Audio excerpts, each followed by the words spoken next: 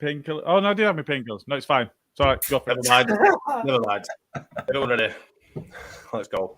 Hi, this is Don Matteo, and you are listening to the Orta Know Better podcast. Let's do this.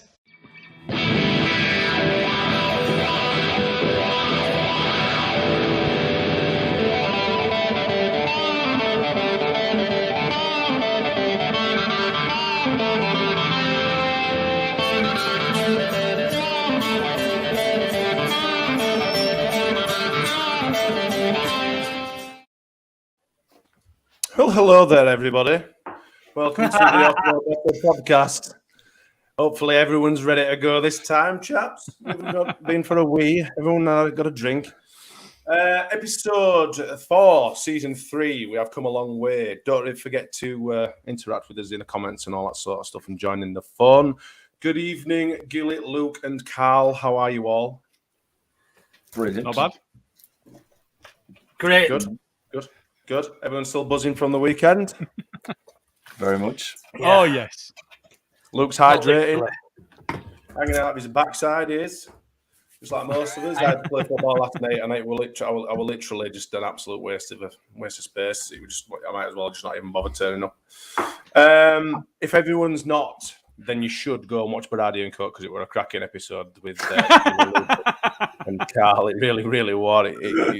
I had it on this. I didn't watch it live. I watched it at my desk this afternoon. But it was a brilliant episode. I was driving at the game. I wasn't even able to drink, and I still felt like I must have been pissed for what was going on. I've literally just about got my bloody voice back today. You know, I've been sweating, still sweating ale out since I was driving to a meeting today. I was going like this. Shivers and that fucking shaking. I'm still sweating. I was supposed to be in a meeting on Monday morning, and I just went, no, it's not happening. No, and I was squeaking at people. That's what I just said, look, I'm not hungover. I just can't. My voice is gone. I'm just literally squeaking at people. But Liam thinks that one of our best shows. Liam's so pissed still. He thought it was Saturday. One of our mutual friends was still out on Sunday morning or Sunday afternoon. Monday afternoon. Monday. We don't talk about that. We don't talk about that. There's a friend along. Just a bit of a special mention for Jimmy the ref. He's along for a listen. Now then, Jimmy. Bless him. It's good to have you along. So yeah, let's get everyone commenting and all that sort of stuff and joining in with us. We'll come to you, Gilly, for the predictions and any changes in the table. Orta Know Better predictions. Right. So, given the change in the ruling that we did this season, there are minus points for predicting a Leeds defeat when Leeds win, but also a draw when Leeds win. Which has made a bit of a mess of the table this time round. So if we look at those that got points, so Jay Michaels on behalf of the fans went 3-2, Carl went 2-1, Jay went 2-0, and I went 3-1, and Smarty went 2-1. Everybody got 1 point there. Luke went with a 1-1 draw, minus 2 points. Joe went with a 2-2 draw, minus 2 points. Brendan with a 1-1 draw, minus 2, and Stats went 1-1 as well. Sai went no score because I've not heard from him for 2 weeks. No points. He's sort of locked himself inside the training ground again, the dickhead. And Big Scotty, Big Lou, and Big Jason went 3-0, 3-0, 4-1 Chelsea respectively, and all got minus 5s. Good enough, bloody well deserved and all. Good enough. Which means that Jason, true to form, is now a minus 7. 4 points behind Big Lou and Scotty, both on minus 3. And top of the league is Jay. You've got to do something about that. Shortest guy is on top. Smarty and the fans. Well done, everyone else. All on 6 points. Well done, fans. So what does that? I'm only on 3 now or something, am I? Simon's just got back to the UK, lads. He must have been on his honeymoon, has he? Didn't know Judith that. Chalmers over here. Judith would have said Chalmers. 4-0 Gets though. off. Sure, So you'd have still been wrong even after the game, Simon. Of course, he would have done. Right then, chaps. Obviously, a couple of you present were on the Baradi and Coke episode, which again was fantastic. However, Luke, what are your thoughts on Sunday's wonderful win against the Chelsea scum? You just realistically, I've said this on the on last week's pod. Everybody who predicted a Leeds win was lying to themselves just out of hope. And I don't know what you mean. There was no way that before we went into that game, given Chelsea's squad, given their form, given the players that they've got to their disposal, there's no way we could have predicted such a performance. And look, every credit to every single one of them players who absolutely ran their arse off and made an absolutely horrible afternoon and the fans as well. You know, from the kickoff, Mendy didn't want the ball near him. He didn't kick it. He just passed it with 5 yards every time to Thiago Silva. He didn't want to try and play out with little balls or anything like that. They were terrified. They looked absolutely like terrified kids. Honestly, I think you'll find it was little balls that he had in front of that crowd, and therefore he couldn't cope with it. I think his little balls were in his mouth by the end, mate. Honestly, absolutely capped it. But yeah, look, it's one of them, innit? One of them performances. I hope we'll see more of them this season. I just felt that from kickoff that we were there to give them a game, and it just felt beautiful. And then at the end of the game, 3-0. You just can't. I mean, you just couldn't have. Nobody predicted it anyway. But even if I'd have told you after I didn't believe it until Monday. I mean, bear in mind that I'd fucking 15 pints, but I still didn't believe it. And I watched the game back when I got home, and I still can't believe how well we played. Man for man, nobody had a bad performance. No. There was a bit of a carnival atmosphere as well afterwards when everyone were buzzing. Like, songs were getting sung outside the stadium and all that sort of stuff. Everyone had a bit of a good feeling. It was great. And obviously, a few of us went over to Peacock after the game and stuff like that and had a bit of a natter and stuff. And it was brilliant. There's that really good feeling again. It's not, down in the dumps sort of stuff. And I said it, and I know the people have said it since when I got out of there, that to me, that gave massive Stoke vibes. Bielsa's first game and Stoke, I got massive Stoke vibes on Sunday. Like, this feels like it's falling together. And I know that Carl said it on Sunday on Baradi and Coke and stuff, and I will hold my hands up. Yeah, but he won't remember it, so you might as well refresh his memory. I do remember. He was half cut, wasn't he? But no, I'll say, obviously doesn't remember when he's on the pod, but remembers what he said 6 months ago on the pod. Oh yeah, yeah. He's like we're being to pull it out of nowhere. Well, I said this. Well, okay, fair enough. You'd be thanking me someday for it, lads. I think last season we were all pretty negative towards Justin Marsh. We all liked him. We all liked his personality, but we didn't really like his tactics and stuff. One of us was a little bit more negative, weren't they, Smarty? One of them was a little bit more negative than probably anyone else, and that was me. And I'll hold my hands up. I did say that I wouldn't see him past Christmas, and I'm glad to be proved wrong. And I did say that. I did say I would like to be proved wrong in my defence. But yeah, it seems like it's going in the right direction. And Chelsea, he said they're a Champions League team, aren't they? And you're right, look, most of us really on last week thought we're not going to get a win out of this. We'll probably be lucky to get anything out of this game, and to come away with a 3-0 win is absolutely phenomenal. You could see what Chelsea were trying to do. They were trying to push down our flanks and try to expose our weaknesses, which would typically be our wing backs and stuff. But every single one of them were absolutely in fine fettle. I didn't feel like Chelsea really got a sniff. They were trying, and everything they were doing were failing. It was just glorious, and that just gave us a bit more of a boost. And the fans and stuff, I've not experienced an atmosphere inside the stadium like that for a while either, and that was brilliant. I've never experienced it on a Sunday ever like that, especially on a Sunday. Not on a Sunday, but I mean just generally. It would absolutely. I agree, and a lot of that was it wasn't really anything to do with the football, because there was something just before kickoff when I reflected on it, and it was already electric at that point. So yeah, all right, what was going on the pitch helped maintain that, but there was already a special feeling in the stadium ahead of kickoff, and it felt like something was was going to happen at that point. It wasn't that trepidation. It wasn't that palpable fear that sometimes you get in the stadium, and not that it wasn't that. I didn't really understand why, because you look at the bookies and you look at what all of the ex-professionals and everybody was saying, and we were going to get an hiding. So, but it never felt like anybody in the stadium felt that way.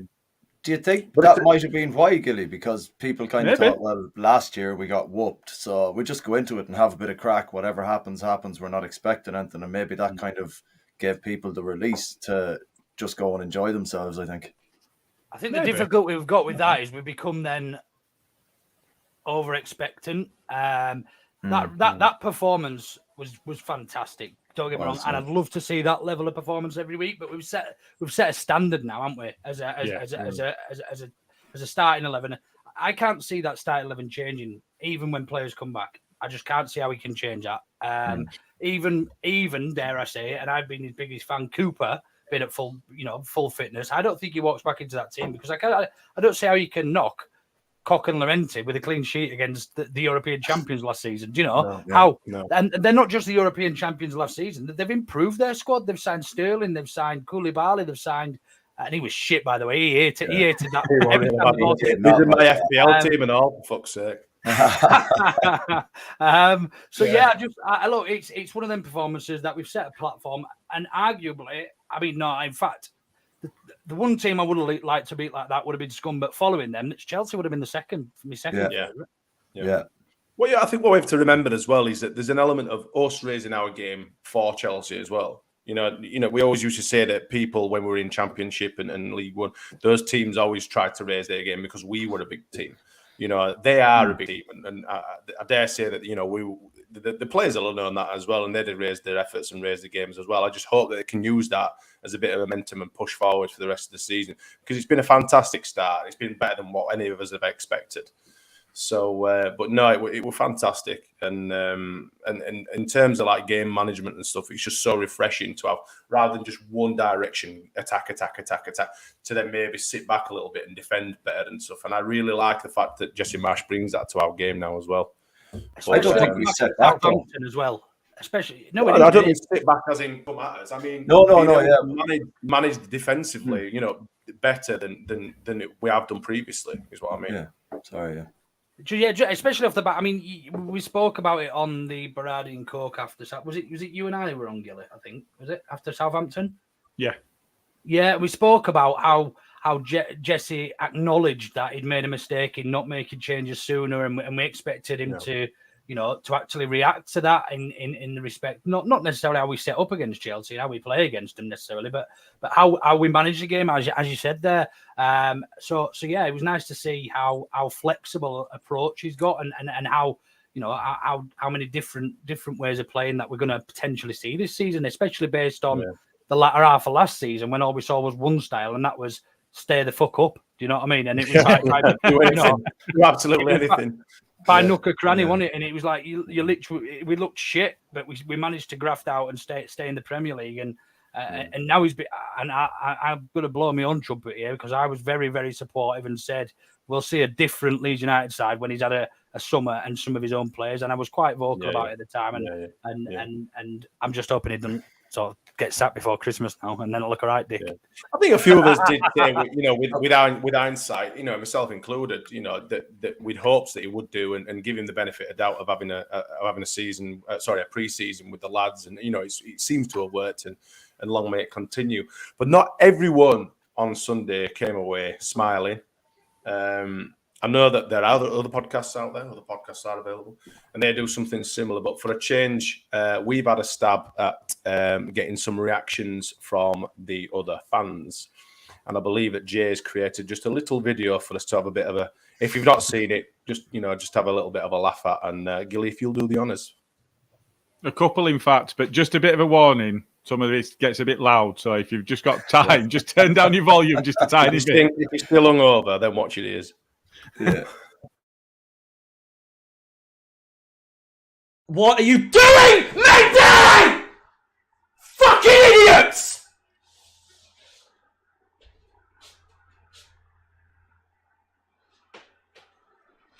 An absolute fucking shambles like I would say like you've never seen before, but he's done it before.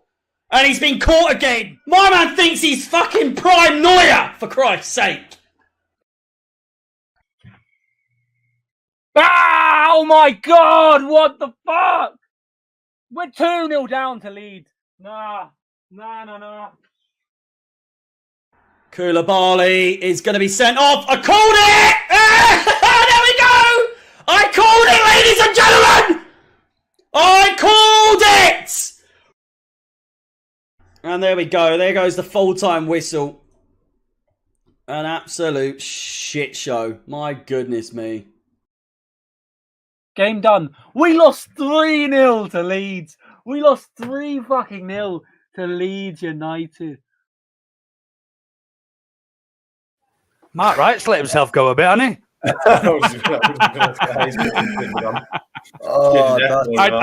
I think after that one, his mum came in and slapped him about for swearing on his podcast. Yeah.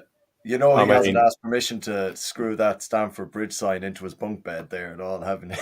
It's just not pissed and all. Asshole. I think if he's been there, we might have got a repeat of the Leeds United podcast from when we played Scum. Oh, God. You're having a laugh. You're having a laugh. When she quickly pulled laptop down because she was making a right dick out of himself. We've got a couple more. I'd only seen the first 10 seconds of that. We've got a couple more if you want us to just play them. Yeah, fuck it. We've got to revel in it, haven't we? Fuck them. Welcome back to another Matchday vlog. Second away day of the season. Hopefully our second win of the... It's a heated fixture. It's the Mason Mount game, as we guys love to call it, because he always fucking scores in this fixture. Let's hope for a win and... Fuck Leeds. There you go. We'll see you guys at the ground. Up the Chelsea.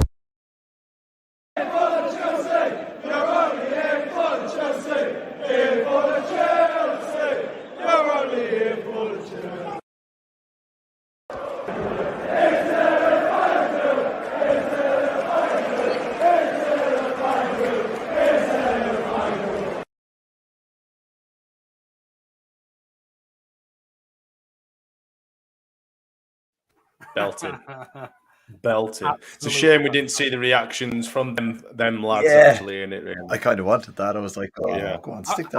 Have we got Gilly? Have we got the video of the guy who gets asked before the game who would you support? Is it the Chelsea tracksuit? He says, "Fuck Chelsea." He says, "Fuck you." Oh God, no, it's good reveling in other people's Gilly's crashed on us. The Invisible Man. The Invisible Man has gone. That'll be a no then, Gilly. Yeah. All right, cheers, mate. All right, he needs to. Your input's invaluable as always, Gilly. Honestly, take him. Fucking hell! Oh, Leeds have sold Rafinha and they've sold Calvin Phillips and they've brought in nobodies. Oh, they're going to struggle. How long's O'Hara been Scottish? And again, I mean, it's just absolute quality stuff that you get from us on a weekend. That's just a prime example, isn't it? Clearly. Right, boys. Whilst we wait for Gilly to join us again. Oh, speak of the devil, and he shall appear. Ish. Well, he's not up here. Not up here. We'll move. Fucking hell! Oh, Leeds have sold Rafinha and they've sold Calvin Phillips and they've brought in nobodies. Oh, they're going to struggle. How long's O'Hara been Scottish? Just I take it you didn't see that. You've just played that twice now. Right. But anyway, we will move swiftly on to the poll. This week's poll. Professional as always. Professionals. Shit, you want that from me, don't you? Yeah. There you go. Roll it there, Roger. I'm too busy having a drink, you know. Twitter poll results. Honest to God. It were better man on Sunday when they were all half cut, for Christ's sake. Each week, lunatics were running the asylum. Each week, we ask the listeners to choose the main subject for the pod from a vote on our Twitter. And this week we have: does Bamford have to fight for his place? Do we still need a left back? New signings: who's impacted the team most so far? And Dan James: does he start or go? Even though that was supposed to say, does he stay or go? That's a typo from me. I want to eat a sandwich at the same time. So no place for biscuits at 25%. Strike while iron's hot, 17%. Stars and strikes, 33%. And he's our little scummer with 25%. So stars and strikes, who has been the most influential signing out of our new crop of boys? And I will come to you, Carl. Who do you think's had the most impact so far? After Sunday, it's difficult to say. I thought Tyler Adams played absolutely fantastic on Sunday. Few stray passes here and there, but nothing to the extent that you could criticise him for it. It's just an observation. But I thought he was absolutely brilliant on Sunday. We've talked about Aronson being a little kind of rat or just going for it the whole time and just a pest. We've not really called him a rat, though, have we? That's a ratter. I call Maupay a rat, a fucking or Fernandez or Fernandez or something. Okay, all right, okay, like a little pest then. All right, we've talked about him being that, but I thought Tyler Adams, he was as much of an annoyance as Adam or Aronson was all day long. I thought he was fantastic. Rocca, again, didn't notice him all that much, but he did so much without being noticed. Are you leaving anybody for me Egan Gilly to pick, or are you just going to? Yeah, that's it. You can just pick one if you like. What more? I'm going to go through them all. Okay, I'll shut up then. Yeah, go for it. So which one you picking then? Right, well, that's a poll over. I'm going to go with Adams. I go with Adams. Adams was fantastic. Tyler Adams for you then, that's fine. Yeah, right, fantastic. Okay. Luke, fantastic. Any advance on Tyler Adams, Luke? Who's been most... You mean any advance on Tyler Adams, Brendan Aronson, or Mark Rocker? We spoke about this briefly, Smart, and you told me to shut up about it in the group because you were going to bring it up today. And I just it's just worth bringing up that when we compare what we've got this season in the centre midfield to what we've lost now. Obviously, we all loved Calvin, Leeds lad, absolutely fantastic for us. Stayed with us when times were tough, had the opportunity to leave. But when you look at our system and how we play, I think we're actually better off with either of or both of those two than what we had in Rocker and Adams, than with Calvin and any other that we had before. Now, maybe Calvin and one of those might have worked, but we always saw Calvin play under Bielsa in a single pivot. We've since moved to a double, and they complement each other absolutely perfectly, don't they? Tyler Adams gets in and gets stuck in and breaks up the play like a horrible little wasp, not a rat. And a little pest.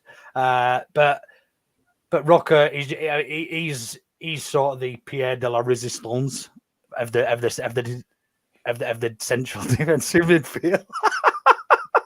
We all like that. It's an accent podcast, is this? Isn't it? Fucking hell. So yeah, look, but anyway, back to my point. None of them. Which one are you picking, man? Yeah, none of those two. Aronson's just been an absolute fucking revelation for us.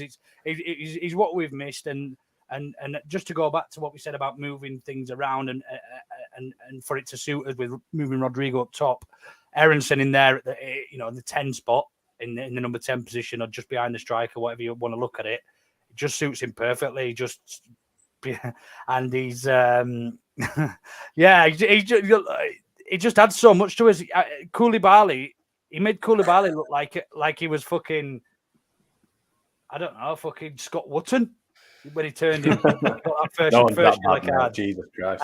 So yeah, I think Aronson's been more pivotal for us going forward, and it, it's showing that we're scoring a lot more goals, having a decent number attacking midfielder, which was what we've missed probably arguably since Pablo.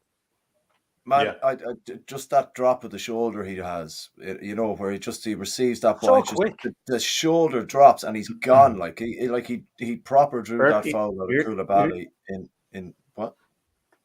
Nerd. Am I nerding? You giving Gilly some shit about his internet, and you need to think your fucking hamster that's powering yours. Oh, all right. He was fine. That must have been you, Smarty. That might have been me then. Hey, I'll hold my hands up. I don't mind. I was about to text my brother and tell him to get off the fucking internet. won't ask what site she's on at this time of night. It's fine. After the watershed, it's okay. Got his browser's membership. Gilly, out of the rest then, who do we see? I've got Christensen, GB. You've literally got Perkins. Is that what I've got left? Out of them, then, who do you think's going to have some sort of impact? I mean, there's a reason that Adams and Aronson have been called out already, because they have had the impact. I think Rocker and Adams really do complement each other well, as Luke said. I don't think Christensen's really had the impact that we all hoped that he would, but equally at the same time, we also said that they need some settling in time. You can't go beyond looking at. I think the Aronson piece, especially when you look at. I was a bit disappointed with Dan James at the weekend on the principle of he had opportunities to really run at a big, slow lump of a defender and passed them up. And it's like, I'm in the stadium going, that's what you're for? Why aren't you doing it? Just go do it. But Aronson, every single time he gets the ball, is so positive with it. He drives and he scares defenders. He gets them instantly on the back foot and where they don't want to be and moving back towards their own goal. And no centre-half wants that. So he's so important to the way that Marsh teams play that I think it'll be Aronson that's the linchpin, the key element of the Marsh setup this season. I think Rocker and Adams together do complement each other well, and I think that they are really good signings. But I think the one that's the real key is Aronson out of the new signings. What I do want to do is just a hat nod. Yeah, he was the one that they were always banging on about anyway, weren't they? Yeah, but the other thing that I just want to say there is we're talking about Rocker and Adams as kind of a partnership working together, but Harrison and Aronson are really, really, really playing well together, and I really am enjoying. Not just. I mean, I don't like this stood over football and doing this like that does me head in. But no, the way that the scheme together and then the both go over to corners and then that's all, mate.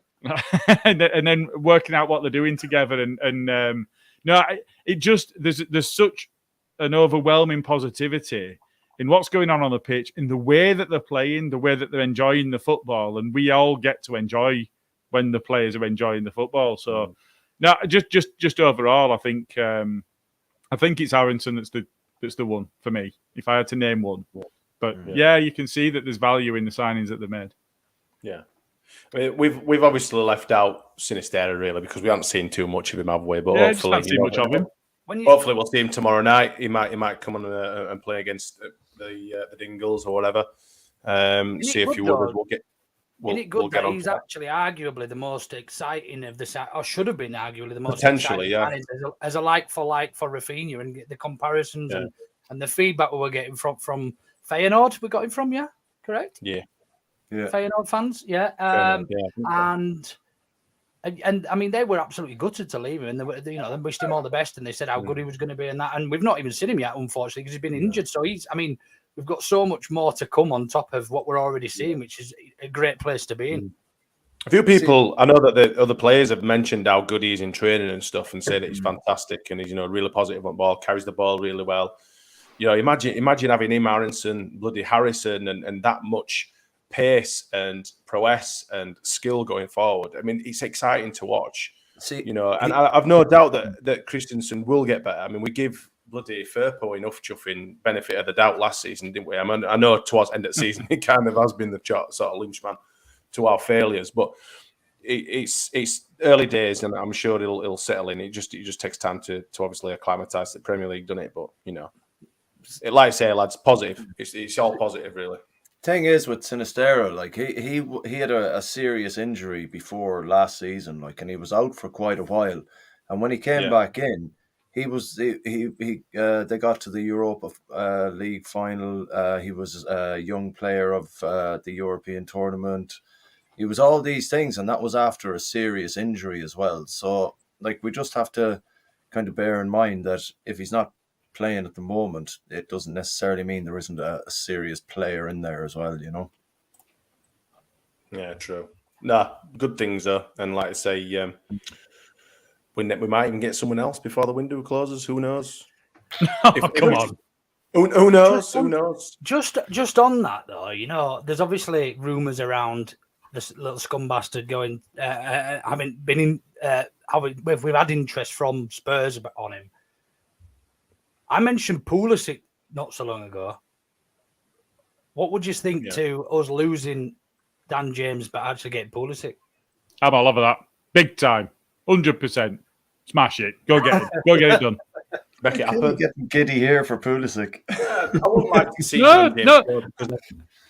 I don't. Dan James for me is somewhere like 4th or 5th choice now. So if you can bring in Pulisic, and all you've got to sacrifice is Dan James, then go do it. I don't dislike him because he's a scummer. I don't dislike him at all. It's a shame the amount of money that we had to spend on him in the end, having had him in Elland Road for 7 or 9 or whatever it was initially. It's a shame the way that went, but that's not his fault. And he's given his all when he's been on the pitch, and I appreciate that. And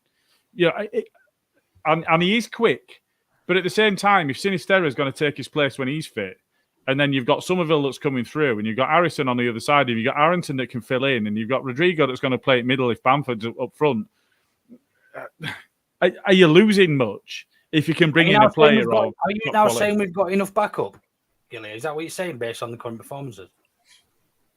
In those attacking slots behind the 9, yeah. But what you bring in is genuine experience and quality. No, I completely agree. I absolutely love Dan James. Love everything he's about. He puts his foot in. He's a dirty little bastard. He proper enjoys it. He proper gets leads, and I would be for one would be sad to lose him. However, if it means bringing in somebody of better quality and improving us as not just as a starting unit, but as a squad, then we'd be mad to. Not to mention, the obvious links with the other American lads in the team as well, which can only mean for positive reaction. So look, it's a complete rumor, and it's one that I dreamt up. So it might not happen. Yeah. It probably won't happen, but it's certainly food for thought. But at the same time, Chelsea are looking for De Jong and Aubameyang, Gordon, and they're still trying to make that happen. Gordon. So it's one of those where. It's not completely out of the. I mean, I know that you just said this would be a great idea, and actually, we all went, "Yeah, it would. It'd be great." And it might not happen. It might never happen. We might not be able to do the wages, but at the same time, it's worth a look. You can make it happen. Make it happen. It's worth a look. But if it's a loan deal, then surely there could be a deal struck where Chelsea pay like half his wages or something. You know what I mean? So I said we'd have to Fowler it, didn't I? I mean, there's got to be some payback somewhere where we paid Fowler's wages for 6 years. So we need to benefit ourselves at some point. The other thing is as well, go on. Like, what was the chat going on? What was the chat going on in the pitch in the middle afterwards? Like, with the boys kind of going, hey, just put it, how we getting on? We get you here or whatever. Do you think that kind of chat went on with them? Bit of crack. Never know. Get it in here. Go on. Chances of it happening are frigging slim out there. Let's put it out. Honest. But the rumours for Harrison to Newcastle. No, he won't go. I mean, that can't happen. Jesus wept. He's one of his best players. And I want to discuss our best player this season. Certainly, definitely. I just think, if we were to replicate or try and get somebody to replace him, you'd be spending 50, 60 million. You would, because he's absolutely class. And putting bids at like 17 and 22 million is an absolute insult, really. It's an insult to Harrison. It's not an insult to the club. It's an insult to Harrison. Well, it's an insult to I've got to be honest. I want 50, 60 million for him for us to listen to offers. Yeah. Can we even start the ball rolling? Yeah. What's he? After 2 games, he had 11. He was highest on the best chances created table. He had 11 in 2 games. It's like that. You don't buy that kind of attacker for 17 or 22 million. Like, not a chance. No. Let's have run through a few comments. Let's have a few comments. Sorry. You want to do it? You crack on, mate. It's your show. I'm trying. You can interrupt if you like. That we could pay Pulisic's wages. Pulisic would be a fantastic signing. Just on Pulisic's wages, he's only on 150 grand a week. Rodrigo's on 120, I think. Fucking hell. I think. 120-ish. Yeah, it's not. I'm saying only, but we've obviously got players. It would probably become our highest paid player, but we've got players not far off that. Is what I'm trying to say. Yeah. Yeah. Well, I see. If you want to attract bigger and better names, then you've got to pay the wages, haven't you? I suppose you've got to pay that money. Watch him after the match. Bit of a moment with Team USA. Yeah, obviously we stood around with Adams and Aaron. I'm surprised Harrison wasn't in there. Actually, a little fake American that is. Why would we want Alan Road to become an even bigger target for Russian missiles? Russian missile aimed at Leeds would probably hit Bamford. Oh God, Bradford. I'm skimming. Last week we needed another injury on Bamford. A long bloody line of fucking injuries, wasn't it? It's all with the way it is now. We'd probably deflect it wide anyway. So save it up. He'll hit someone else. Yeah, it can hit Bradford for me. All joking for those that are from Bradford. No, you're not. Does Jay still live there? Yep. I think Jay does reside in the boroughs of Oh, come on. Somebody that small, it'd have to be a really good shot. It'd have to be a potato gun. It'd have to be fucking accurate. What on earth is this? Roadblock the A1M to keep Harrison away from Cameltoon. I don't know. We can't sell Harrison. Plus, makes Rads out as a liar. As he said he wouldn't be sold. True. If Everton wants 60 million for Gordon and we want 80 million for Jack, it's a fair shout. It's an absolute fair shout. I can't Jack believe is going to it. be going to the World Cup, I think, and if he keeps this up. Some of the figures that have been thrown it's got to be close. Yeah. Do you think he'd risk bringing somebody who's not got any international experience at that level? I don't think he does. I don't think Southgate does. I think he should, but I don't think he does. He brought Calvin in just after he got promoted. Like, you know what I mean? That's a serious level down from the Premier League. There's still an international break, isn't there? Before end of September, isn't it? Yeah, I think so. Yeah. So maybe. I mean, I think if he carries the form he's got now for another month and he gets into the fringes of the squad there, he gets a call up. Even if you don't play, there's a chance that he goes. But I don't think Southgate does. I think he should, but he doesn't. He won't. Yeah. Comment from Tom: does any player, when fit, come straight back into the starting 11? No. For me, no. Not at this moment. For me, in time. yes. I know you probably choose Cooper, won't you? Cooper, isn't it? He would be the only because I think Cox's been a massive liability while he's been in, and we've got away with it. Cox's been our best fucking defender. What? Nah, absolutely not. Not only was he at fault for the Sterling thing that he put wide, he was also at fault for the Sterling one that he finished from the offside that was disallowed. And he were at fault for both goals against Cagliari. Oh no, he wasn't. He's been our worst player. No. When Sterling put that in, Cock and Llorente were the ones that stepped up. They didn't play him on side. Cock was ahead. You see how many blocks? Llorente. He's great at blocking. He's great in air. He's good in a tackle. He can't read a game, and it's hurting us. Well, he read it perfectly well. We just kept a clean sheet against the European champions, and you're slating us. It's hard to side with really, Gilly, if I'm being totally honest with how we've been. And that's okay. I'm all right with that. I agree to some extent that the only player that for me would come in, would be Cooper.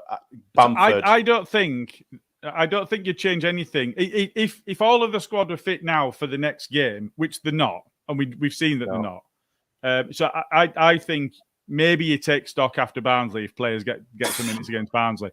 You don't change what's just happened after that 3-0. I'm not saying that. I'm not saying any different to that. You can't change a side that's just beaten Chelsea 3-0. But if you do, what you do is bring in your club captain. That is a much better player than they're going to replace.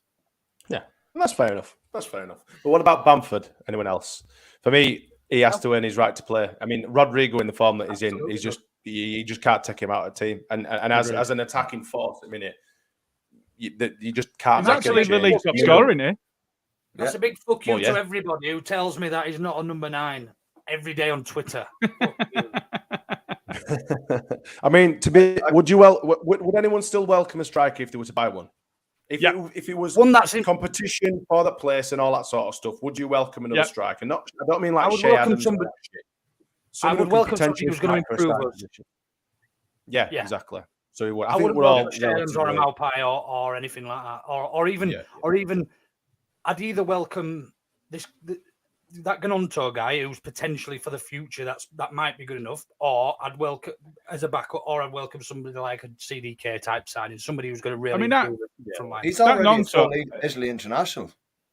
Yeah, but Marsh has already said he's not. If we sign him, he's not for first team. Yeah, but he'll probably go straight out on loan. Get that, but he's playing first team football. On loan under 21s. I'm not sure. It might be that he'd be in under 21s for the rest of the season, and they see him coming into first team next year, which means that then you've got him and you've got Joffrey that are genuinely vying for a starting slot. So I get the point when people are saying, do we really want that? But at the same time, you've also got Rads that's looking to make money off players so that he can then build a different squad. Yeah. So I don't know. Just on Rodrigo, we mentioned this right at the start of the season, based on his pre-season performances, that he's really relishing being part of the leadership group, and that it showed with him being captain at the weekend. Yeah. And how much harder he seems to be working and playing arguably in his best position as well probably helps. I'm not sure about working harder. I think he always. I think the difference that you see in him is he's in the right positions and he's doing the right work. I don't think there were ever. I never had an issue with his endeavour. I always thought he was working hard. Like running in sand, though, didn't he? Sometimes. Yeah, he did. For me, I think his decision making lacked a lot of good time. A lot of the times, he seemed to hold on and retain the ball too long. A lot of the time, Dan James did exactly the same. There were a lot of that last season, and you don't get a lot of that in the 3 games that we've seen so far this season. We've all of us have said that there's a player in there. All of us have done, and it just never seemed to get going for him. But this season, he's just taken the ball, by the horns and absolutely gone for it. And I'm absolutely delighted. As our marquee started, that's what you want. I think one of the benefits we've got in this pressing style as well is it's not always off the number 9. It's not always led by the front man. So he's not always required to press. And when he is, he's not having to press as far because Aronson does it, as we saw with the first goal. But also, it's sometimes led by the wide player. So he's actually only pressing a shorter distance rather than having to come from one side of the pitch to the other and lead that press in a Bielsa-style press. It's actually... It's a lot more. It looks a lot more less controlled, but it's actually making him do less work stupidly. But when you watch them, they sort of press in small packs, and it means they do, because they're all putting a press in. They don't have to do as much at that particular time. So I think that's obviously not using as much energy up, which is then freeing up the energy when we've got the ball at feet. That's a good point, Luke, as well, because he's actually doing the work of a number 9 rather than a midfielder. So he's his best run of form over the last 3 seasons has been when he's played in that number 9 role, where he hasn't had the I don't want to say the responsibility of making sure that he's pressing from the front, but he doesn't have to make it his priority. It's like Jesse has kind of gone, right, your priority is to be in the right fucking place at the right time to put that ball in the back of the net. And I think that's taken kind of the weight off his shoulders as well, where he is actually just a number 9. And he's like, end of the first season, scored 4 or 5 goals in the last 6-7 games. Last season, did the same thing, playing as a number 9. This season, started as a number 9, banging in the goals. Less responsibility on him to press from the front in the way that Bielsa used to do, because everyone else is doing it with them. So maybe that's kind of rubbing off, where he's taking advantage of just being in the areas that he needs to be in, perhaps. I think it's like you say, he's better on the end of the passes rather than making the passes. 100%. Well, yeah, because like we've just discussed that his passes have been a bit, he's held on the ball a bit 100%. Too long and not played the pass a little bit. So rather than have him on the ball trying to make them passes or run into that space, just have him further ahead where he's just receiving the ball and instinctively whacking it. Like, I've got to be fair there. I think a lot of that's confidence. Oh, of course it is, but it's also confidence in the play is massive. So I do agree with that. I think that the two things, I agree with some of what you were saying in terms of the way that the press under Bielsa and the way that the press under Marsh is different. But I don't think that's Marsh saying you don't need to do the pressing. It's a different press entirely. Yeah. Where if you look at the way that Bamford was expected to press, it was built like a racing snake under Bielsa. There was no weight to him at all, and he just ran for an entire game and was expected to be in the right position. I think now you can see, and I think it was Luke that alluded to it in the last main pod, of the way that the triggers work now. When the ball goes into a certain area or to a certain player, you see there's 3 players press all at once. And it's what we were saying about Aronson previously, and the way that the press works is actually for a fantasy football team, Aronson might end up being, because he's going to be that influential, but he might not score as well as other players, because when it comes down to player ratings, some of the way that those are built are around not giving the ball away and successful tackles. Whereas what he does is a successful press that means his teammate might win the tackle.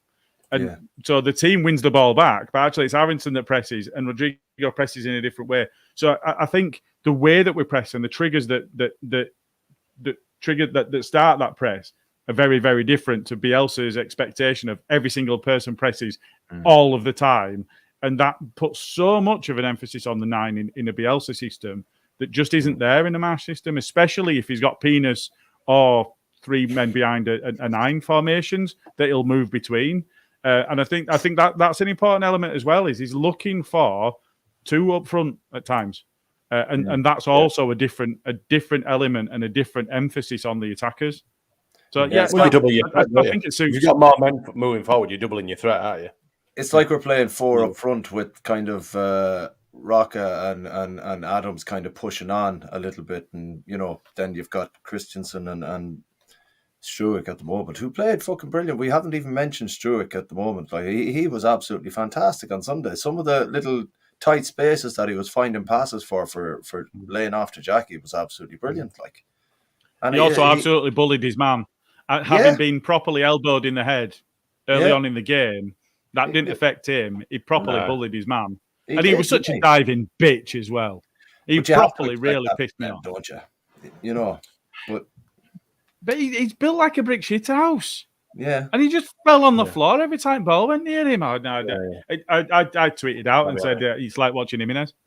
Yeah. Comment from Simon. Jesse Marsh is giving more balance out of our possession game, whereas Marcelo Bielsa was just relentless in his approach. I think that's where he lost the lads in the end. Every player wants emphasis when having the ball. Absolutely, mate. Thanks, chaps. I think we did digress slightly with the poll, but a lot of fair comments made there. We do have a small video from our main sponsor. CBD are a family company with a local shop feel and exist to continue to promote the obvious and immediate benefits of CBD products while keeping the cost to you, the consumer, as low as possible. You'll find multiple flavours available on our site, answers to frequent asked questions and suggestions on what is right for you, as well as a web form for you to get in touch. There's free delivery on orders over £50, and don't forget to use the Orta No Better discount code of OKB10 for 10% discount of all products. Lastly, a portion of all profits will be donated to mental health charities. Oh, lovely voice there. As I've said before, could put a glass eye to sleep. I have to listen to that when I'm when I've got a specific. If you want to come down. we won't go into that too much. So, chaps, tomorrow we play Barnsley at home in the Cup. Now, do we see... I'm guessing we are going to see a lot of changes to the starting 11. But Gilly, who do we think that we're going to see tomorrow? Who do you think Jesse? Went a bit Dutch then. Sure. Who do you think Jesse Marsh is going to stick out there on the pitch? Are you going to volley with the brolly? A bit Steve McLaren then, didn't I? I genuinely, I think we might end up seeing almost the entire team change, purely on the principle that he'll want to give, and it might not be right from the start. But we might see some earlier changes. In fact, do we know what the rules are around the cup competition? Is it still 5 subs? I think so. Yeah, I think so. Yeah. Late Cup, is it? So I think for me, so Sinister has been on the fringes as he's been returning. So I think we might see him play. Forshaw again coming back from injury. I think we might see him play. Cooper if he's capable of playing the game. Again, wasn't in the squad at the weekend, so we might not see him at all. Click. Yeah, do we see Roblev coming in goal? Probably. I think we might see Christensen play the game. So I think the spine of the side probably changes. And in fact, I wouldn't be surprised if there's 8 or 9 changes in the side, to be perfectly honest. And look for consistency in the side that's playing in the league. Do we see any? Do we expect to see any youth or a lot of an injection of youth, Luke, tomorrow? And what players would you like to see from the academy, if so? I'd like to see a little bit of Perkins. I think he's been or Matteo Joseph up front. They've both been doing quite well in the 21s. Obviously, Cody Drammer as well. Had a great season on loan last season at Fulham, if I remember rightly. Drama. Yeah, was at Cardiff, wasn't he? Cardiff, sorry. Who went to Fulham? Nobody. Anyone did. We signed him from Fulham. Yeah, we did. Yeah. We did. So yeah, he went down to Cardiff. Had a 2 seasons ago. Yeah, killer. And then who were actually 2-0 down to Crawley at the moment. Fuck off. Yeah. Giabi as well. I'd just like to see a whole. I think it's GB. GB, innit? No, that's how you say his name, innit? Giabi, GB. Gobi. Gobi. I think it's GB. Why don't we ask Carl? Carl, how do you pronounce his name? Gabby.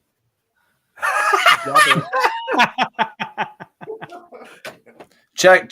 There's other podcasts that apparently confirm that there is other Leeds United podcasts. If everyone wants to know, but apparently it's JB, not JB. JB. Thank you, son. Anyway. Ultimately,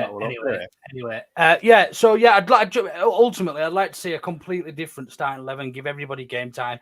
I'm not that bothered about a cup run at all at the moment. And if it is, it'd have to, especially not that cup. If we're going to have a good run at the cup, leave it till sort of next year when it's the FA Cup, when we know where we are in the league, when we've got a bit of a better idea. The League Cup's an absolute bag of dog, isn't it? You know what I mean? I'd rather. Carl, have you seen where we are in league? We don't need the cup to get into Europe. We'll be fine, mate. We'll win it league. I'll take it a goal. That's my Christmas, winning the league. Wouldn't you rather go for have a bit of a cup run though, based on his performances in cups over the last 4 or 5 not this years? cup, absolutely not. No. I'd rather keep as many players as fresh as possible and see where we are when the FA Cup, whenever that starts, because it's usually in January, isn't it? The first weekend in January. But it won't be that this year because of obviously the World Cup. So I imagine they'll probably put the FA Cup back slightly, I'm guessing. But yeah, it's usually mid-season, and the FA Cup sort of kicks off. February time, yeah. Yeah, no, January, Carl. I've just Sorry, said. I mean, League Cup finals around February time, isn't it? Yeah. So yeah, I just think we'll have a better understanding of what we're challenging for at that stage. So yeah, chuck everybody in who's not really had much game time. Sinistera, Somerville, Perkins, Matteo Joseph, a few others, bits and bobs. I'm not bothered if we lose or not, to be honest. I guess the only thing with that, and I've almost, in my own mind, while you've been talk myself around, is if you get to the next game and maybe the game after that, you've got more opportunities and more games to play the fringe players. So do you only change half of them rather than all of them? Is another argument. I'm with you. I'm not desperate for a cup running League Cup. It don't bother me at all, this competition. It's just a competition in which we can afford to play some different players, where it's not that, point to like goal dust at the end of the season, and we absolutely need to focus on getting as many as we can as early as we can. But yeah, it's one of those where actually if you get to the next round, you get another opportunity to play some players. So is it worth maintaining some? I think for me, I think you're right about the League Cup, and maybe with an FA Cup, at least by that sort of time of year, we'll have an understanding of whereabouts we probably are in the league, and what sort of current state our squad's in and all that sort of stuff. And then maybe we could push on for a little bit of an FA Cup run or whatever. But if it were down to me, obviously, I think someone mentioned in the comments just then that all the fringe players for me have to play. They must be included. and just keep them. Like everyone says, there's no fitness like match fitness. So to keep them bubbling over, to keep them nicely, to keep them nice and loose and stuff. It's a fair comment, but we're all absolutely petrified of getting some serious injuries in the. We have got a little bit more depth this season than we've had previously. However, need to stand striker. It's very early in the season to start saying let's have a great cup run when we could pick up 3 or 4 injuries in the next few games. Yeah, that's what I mean. That's why I said the FA Cup comes around. At least we'll know roughly where we are with regards to FA Cup's FA Cup's better, isn't it? Come on, fucking the league. Yeah. Carabao Cup, Milk Cup, Carling Cup, Coca-Cola Cup. Is that many Rumbelows names? Yeah. See, I'm not too bothered about. I was going to say Calvin Phillips swap, man, because that's all the fucking games they're going to be playing anyway, innit? Let's be fair. I'm not too bothered about I'd like a cup run in both of them because I'm not too bothered about injuries. The only injuries you just like a day out on the piss, Carl. That's all. After last season, you're not bothered about injuries after last season. Give me a second now and wind your necks in for a second, right? I'm not worried about injuries as much, apart from Bamford, Forshaw, and obviously Dallas and Coops. But the reason I'm not so worried about it is and Bill. Hold on, I'm not finished. Bill's all right to be injured. Yeah, he is. Yeah, he's over the hill anyway. But they've played for 3.5, nearly 4 years under Bielsa. They're absolutely fucking knackered.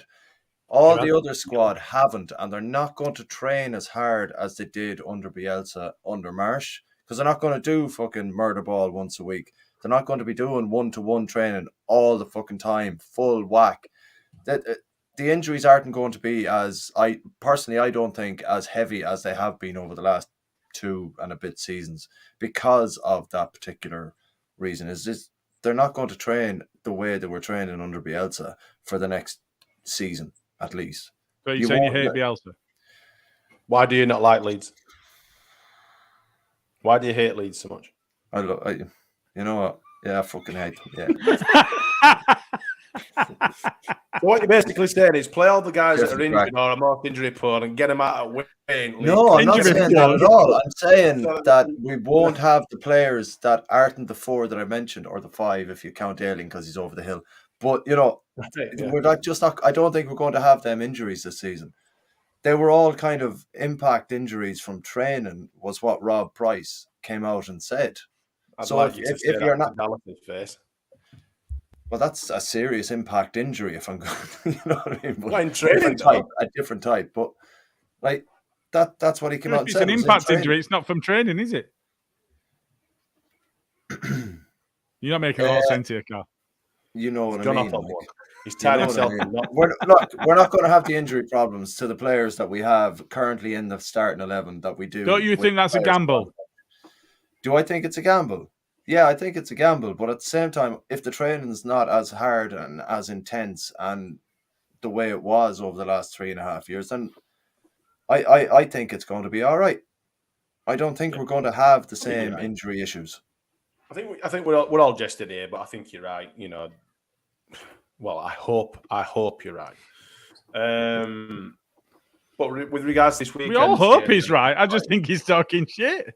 No, but we'll see. We'll see. Yeah. We'll see. Exactly. We will see. We will see. I don't think we'll have the same problem. We'll have the same problems with the players that are already out, coming back, going back out, coming back. They're the ones that we'll have the problems with. But because they're made of biscuits, Carl. Yeah, pompadums, man. Pompadums, really. Pompadums. Pompadums. Pompadums and mum pies. Pompadums. Made of moon pie. Brighton away at the weekend, chaps. For me, it's a cracking challenge, this, because they are absolutely flying as well. They're doing really, really well. How do you see us setting up? Do you see us setting up in similar sort of ways we did against Chelsea, or do you see us being, maybe more attacking? Because obviously, it's Brighton. They're not a big 6 club. Luke, what do you think? How do you think we're going to set up, and what are you expecting at the weekend against Brighton? I'm very much a lot of the same. I don't think I keep saying how flexible and adaptable Jesse Marsch is. I don't think you can change something that's worked against the European champions. So I very much expect us to go in with the exact same attitude, pressing, pushing them, not giving them a second on the ball, and breaking up play. We can show we can convert as chances this season, which is nice to see. So yeah, I think it'll be very much the same. Do I expect the same scoreline? Probably not. But I think with what we've got available, I don't think anybody took a knock at the weekend. So yeah, I just expect to see that same intensity and yeah, I think we'll probably do them. Probably do them. You expecting a win, Gilly? It's an hard one. The joint on points with us, they've started off the season well as well. I think from a perspective of the way that they're playing, they are doing well. We beat Chelsea, and that's a big scalp for us. If you look at, especially in the context of what we did against the top 6 sides in the league last season. But from their perspective, I don't think many would have said that they would do West Ham quite as easily as they did. So it's not going to be an easy game by any stretch. I think that one will be a tight one. And do you know what? I think that, and I don't want them to do this because I want them to fuck up, but I think the Scum could do much worse than stealing their manager. I think that might be on the cards at some point in future. We spoke about Rodgers in the past, and actually his stock's kind of declined of late. And I really do see a bigger club stealing the coach from Brighton, and I think that might be on the cards at some point. Do you think might he go to Leicester the way you were? Because Rodgers is on tenterhooks, really. Like, do you think might Leicester go from there? A bigger club than Brighton, and they might show a bit more ambition than Brighton might, Are they though? We saw some astonishing figures recently for Leicester. About the debt and all, is it? Yeah. Yeah, that's true too. Apparently the owners haven't put a lot of money into the club. They've been relying on the sale of players, which is a model that clearly doesn't work, Rads. I think there's a lot of uncertainty in there. We've covered this a couple of times in previous ones where it looks like there's a bit of infighting at their board level. Which is never good for a club. They've lost Schmeichel as well, haven't they? It was a massive figure for them to lose. Fofana, they've just rejected another third bid for Fofana as well from Chelsea, I understand. How much? Which is probably in the region of 80 million now. Fucking hell, man. Fuck it. Like, Harry Maguire paid for the new training ground. What's Maguire pay for, like? Harry Maguire! Harry Maguire. Carl. Fofana is a good player, but he's not an 80 million player. But then again, neither is Maguire. So. No, that's certainly not. Carl, given that we've got Brighton at the weekend and we have Everton on Tuesday, which one would you rather take a draw or lose against Brighton as if we were to get a certain win against those fucking blue wankers from the West Coast? Well, we know our record down at Frank Wanktard's Blue Army. Yeah. We know what our record down at Brighton is like, and let's be honest, it's London. It's shocking, like. It's London, Gilly. It's no. It's London. It's not London. No. It's London. If it was London, we can't laugh at that makeup fucking local derby, can we? We're in London. That's the fucking difference. I had to pad while I was lining it up. I'm sorry. You didn't give him any cues. I think our record at Brighton is shocking. Like, I don't think we have a win down there since they moved into the Amex, have we? But with that Kartos, that always he had a double-barreled name that always scored against us. I think he might have played for the Dog Shaggers at one point as well. He did, and I know what you mean. Always played well against Mikhail us. Smith.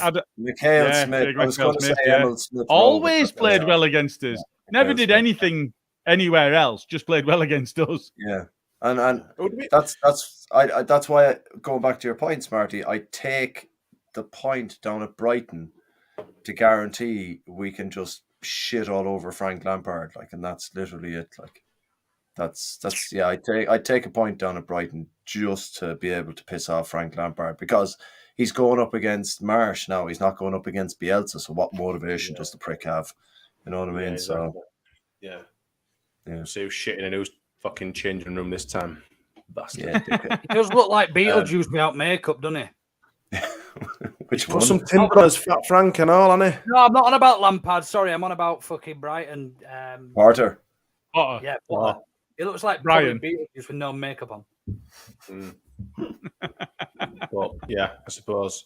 Then, if as though we've covered both potential, well, not potential games. I want to moonwalk some, but life's a shit house. I just to comment on what Carl was saying there is, I think we're going to smash Everton. Whatever.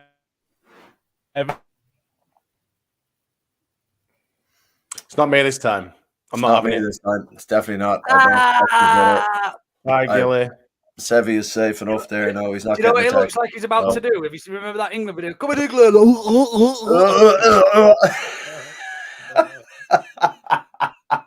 See you later, Gilly. Anyway, we've lost him. He's gone. I've taken him out. He can come back. Right. Seeing as though he's buggered off now, he's the one who normally takes down the predictions and shit. And I'm going to start to pad now because I haven't got the predictions thingy. Is he back? No, he's not back.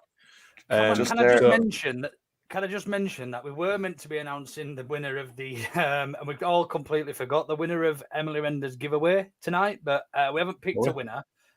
So what we'll do, we'll release it through the socials tomorrow because we completely forgot. We'll give it a quick one further retweet tonight, see if anybody else wants to enter, and we'll have a chat with Emily probably whenever she looks at her phone. She's probably sleeping for a few days after this weekend, but yeah, she's had a bit of an everyone, hasn't she?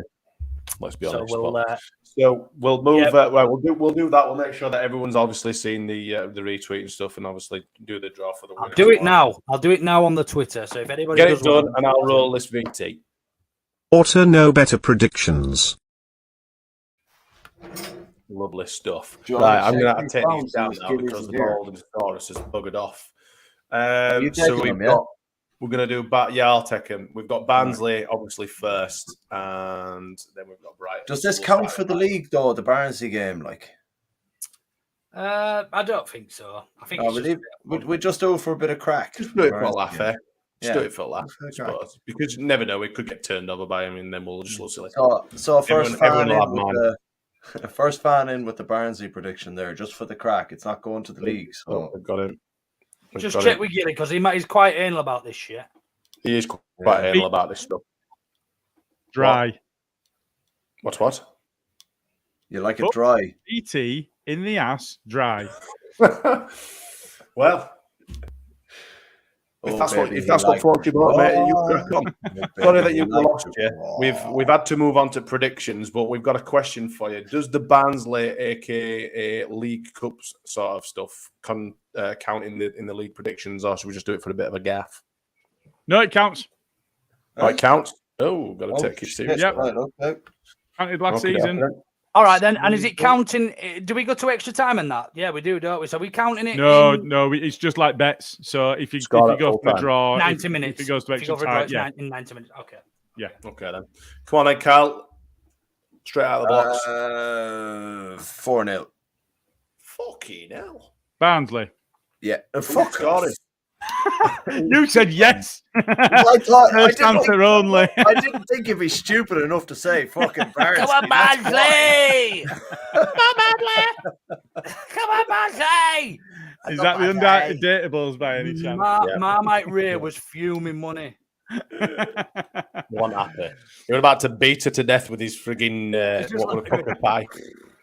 He was not happy. 2-2. He was not happy. He was not happy. Luke, give us a prediction for the Barnsley game.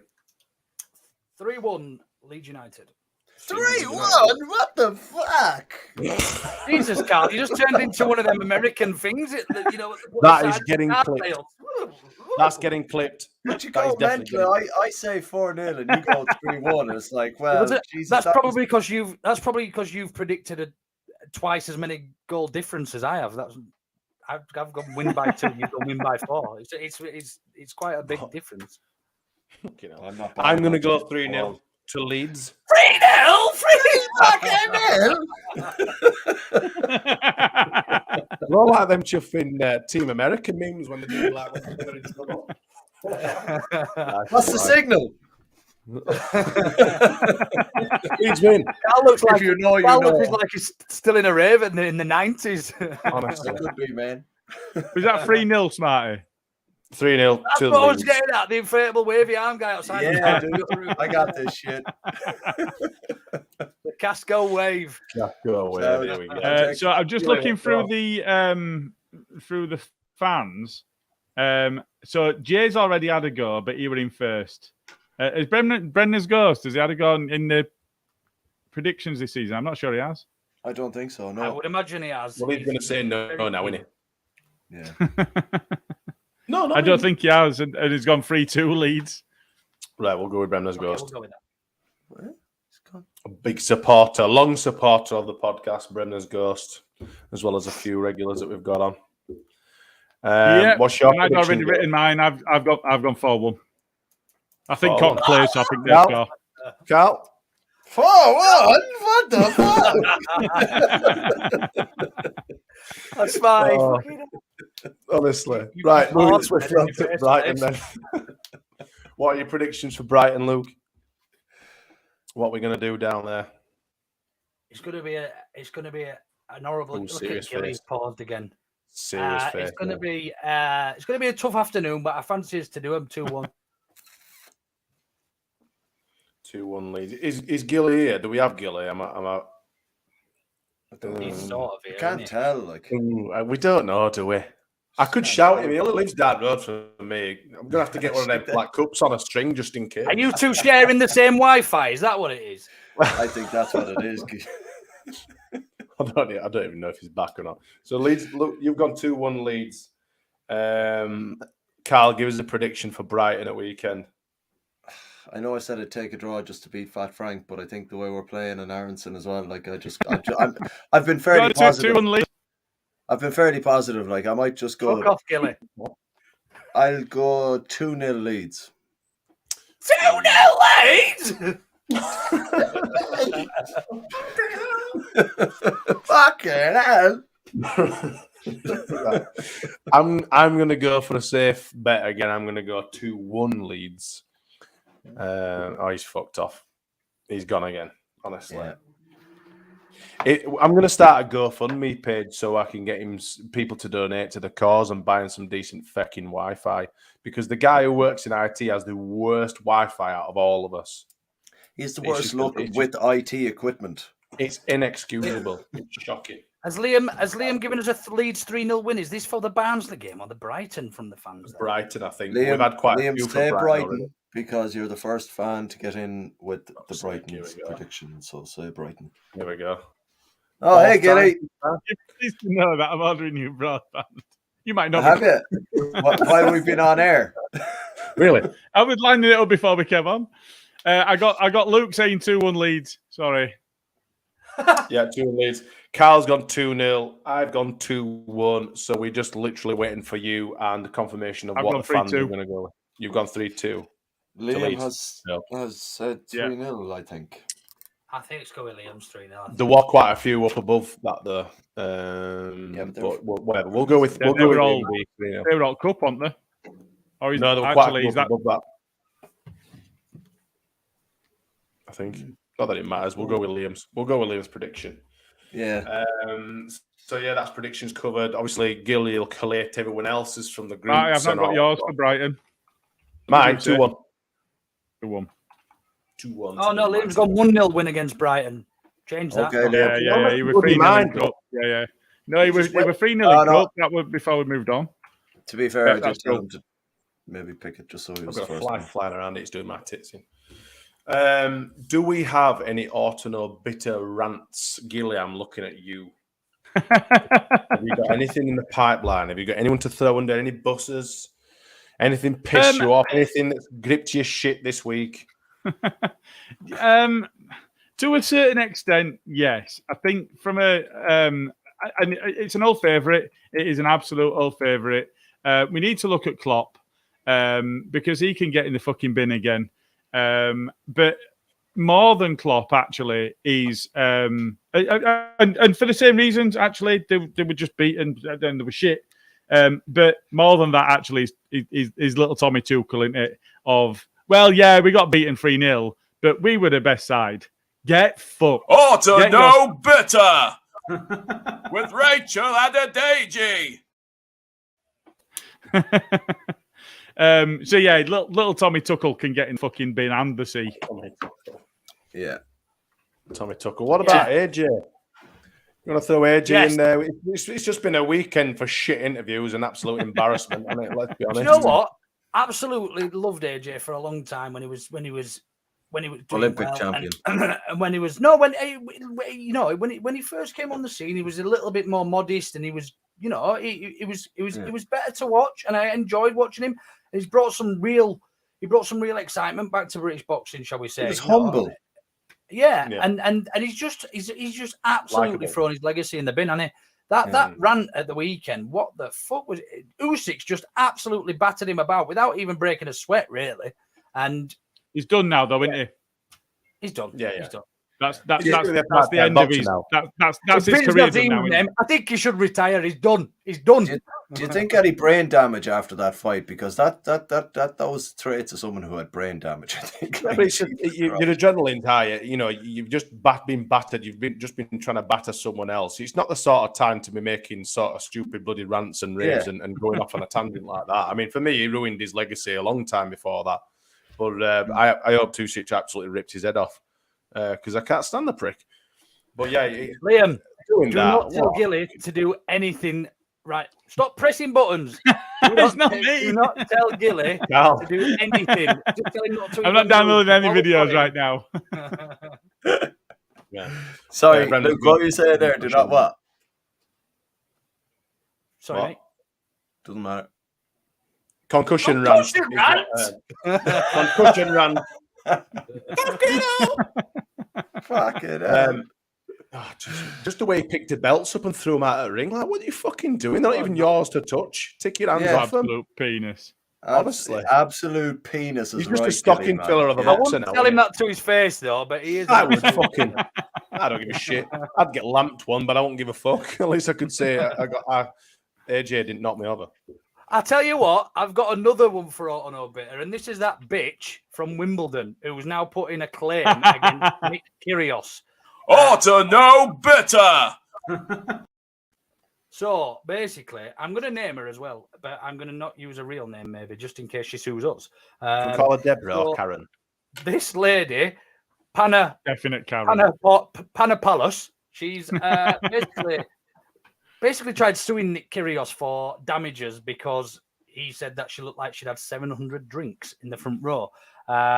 However, the actual releasing of the statement and the fact that she's gone to the trouble of actually trying to sue a professional tennis player who got to the final of Wimbledon because he called her out for being a gobby bitch, basically.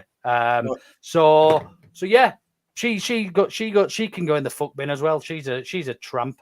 She can go in so hurty feelings. Oh, I want money. Hurty feelings. Fuck off. It's weird what people.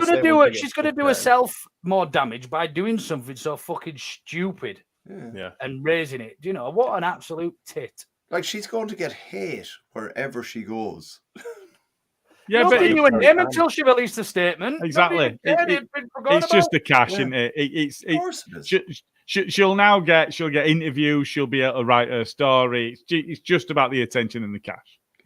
Yeah, that's it. Enjoy your 5 minutes because it's not going to be enjoyable. Exactly. Yeah, I do have one more as well though, and this has been dragging on for a long period.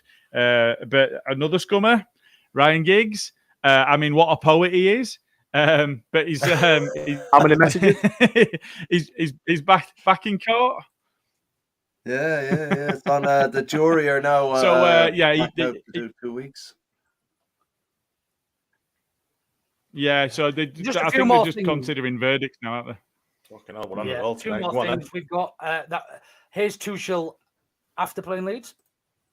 Looks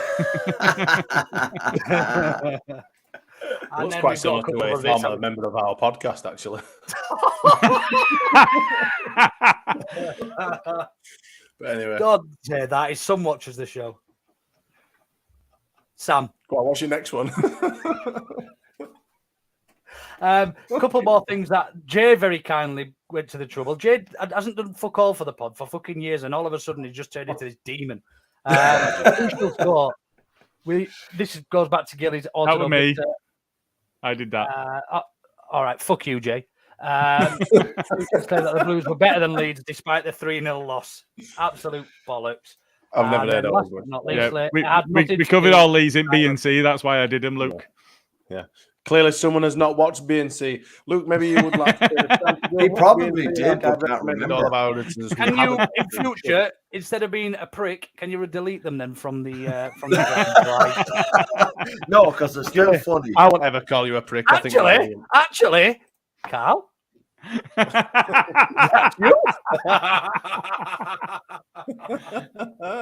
Carl's face in Adam's hair.